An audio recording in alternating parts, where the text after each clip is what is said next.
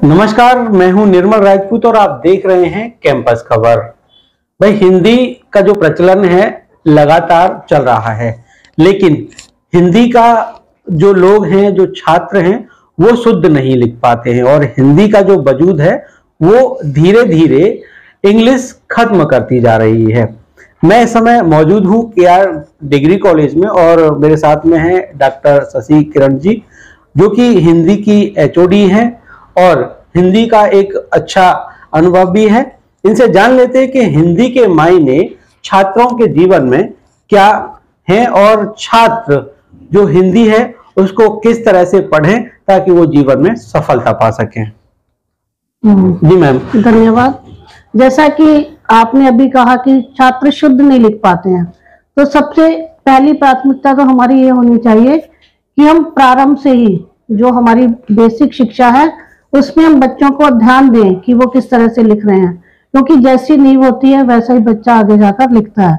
तो जब नींव मजबूत होगी, जब बच्चा शुद्ध लिखेगा तो आगे जाकर वो कभी भी गलतियां नहीं करेगा।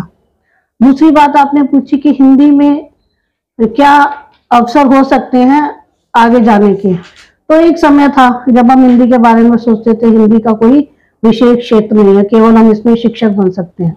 लेकिन आज हिंदी रोजगार परक हो चुकी है, जिसे हम प्रयोजन मूलक हिंदी भी कहते हैं, और ये हिंदी सभी कार्यालयों में प्रयुक्त की जाती है। आज हिंदी की अनिवार्यता बढ़ती ही जा रही है। हिंदी के प्रचार प्रसार के लिए सरकार भी कार्य कर रही है और हम सबका भी दायित्व है कि हम हिंदी भाषी होने के नाते, क्योंकि हम भारतवर्ष के नागरिक हैं और हिंदी हमारी मातृभाषा है, तो जितना हम मातृभाषा के नजदीक हो सकते हैं, जितना हम अपनी माँ के नजदीक हो सकते हैं, उतना किसी दूसरे के नजदीक नहीं हो सकते। इसलिए हमें मातृभाषा बोलने में गौरवान्वित होना चाहिए, ना कि शर्मिंदगी महसूस करनी चाहिए।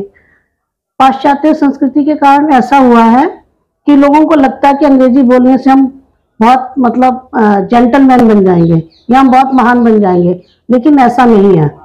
अंग्रेजी बोलना, मैं ये नहीं कहती कि अंग्रेजी नहीं बोलनी चाहिए, अंग्रेजी बोलना भी अच्छी बात है, किसी भी भाषा का ज्ञान अच्छा होता है, लेकिन सबसे ज्यादा आत्मीयता अपनी मातृभाषा से होनी चाहिए। जब तक विशेष आवश्यकता ना हो तब तक हमें अंग्रेजी में बात नहीं करनी चाहिए। जब ये लगे कि दूसरे व्यक्ति को हिंदी बिल्कुल नहीं आती तो उसे यह भी नहीं दर्शाना चाहिए कि हमें कुछ नहीं आता, अर्थात हमें सभी भाषाओं का ज्ञान है, हिंदी, अंग्रेजी, संस्कृत, फ्रेंच, जर्मनी, कोई भी भाषा सीखने में बुराई नहीं है। तो जो मैं बात कर रही थी आपसे कि हिंदी भाषा में रोजगार के अवसर, आज हिंदी पढ़कर हम संपादक बन सकते हैं, पत्रकार बन सकते हैं, अनुवादक बन सकते हैं, हिंदी अधिकारी बन सकते हैं, हिंदी निर्देशक बन सकते हैं, और सभी जो क्षेत्र हैं, सारे जो ऑफिस हैं, जितने भी कार्यालय हैं, उन सब में एक हिंदी अधिकारी होता है।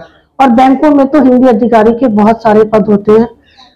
विभिन्न कार्यालयों में राजभाषा अधिकारी होता है, और ये जो राजभाषा का जितना भी काम होता है वो गृह मंत्रालय संभालता है। तो बहुत सारे ऐसे पद हैं जिनमें हम कार्य कर सकते हैं। इसके अतिरिक्त अनुवादक, वरिष्ठ अनुवादक, कनिष्ठ अनुवादक, लेकिन ज्यादातर जो इसमें रोजगार के अवसर है वो अंग्रेजी के कारण ही है। ये मानने में हमें कोई आपत्ति नहीं है या कोई संकोच नहीं है, क्योंकि यदि अंग्रेजी और हिंदी दोनों भाषाओं का ज्ञान है तो हम बहुत आगे तक जा सकते हैं और बहुत बड़े पद पर प्रतिष्ठित हो सकते हैं। इसके अतिरिक्त जब हम एग्जाम देते हैं, आजकल IAS का एग्जाम हो, PCS का एग्जाम हो, या कोई भी छोटा बड़ा एग्जाम हो, सब में हिंदी भाषा अनिवार्य होती है। मैंने तो देखा कि बहुत सारे बच्चे हिंदी का ही पेपर पास नहीं कर पाते हैं, जबकि कितने दुख की बात है कि हमारी अपनी भाषा है और हम उसी पेपर को पास नहीं कर पा रहे। तो सबसे पहले हम अपनी मातृभाषा पर ध्यान दें और बाद में दूसरी भाषाओं पर, तभी हमारे देश का विकास संभव हो सकेगा। क्यों? क्योंकि जितना अच्छा काम, जितनी अच्छी भावनाओं की अभिव्यक्ति हम अपनी भाषा में कर सकते हैं, उतनी किसी अन्य भाषा में नहीं कर सकते। क्योंकि जब हम अपनी भाषा में बोलते हैं तो हम सहज अभिव्यक्ति करते हैं, हमारे मन से अपने आप शब्द निकलते हैं।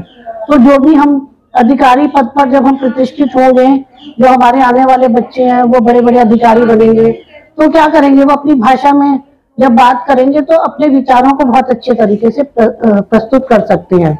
इसके अतिरिक्त और बहुत सारे पद हैं, जैसे कि अखबार होता है, अखबार में पत्रकार तो होता ही है, संपादक तो होता ही है, एक प्रूफ रीडर का भी होता है पद।